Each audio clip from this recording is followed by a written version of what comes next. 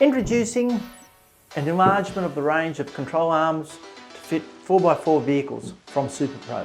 These particular arms are designed to fit Land Cruiser Prado 150, FJ Cruiser and GX460 Lexus. The common in-service problem with control arms in these vehicles is once they get a high service life, the camber pins tend to seize in the control arm bushings. The outcome of that is two things. Cannot adjust the camber and in turn the bushes will wear out.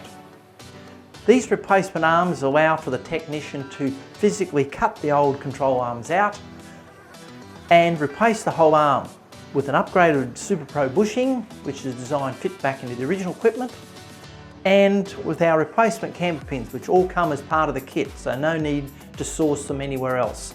These camber pins are designed to minimise the opportunity of the camber pin to seize itself into the control arm bushing, therefore giving a long service life.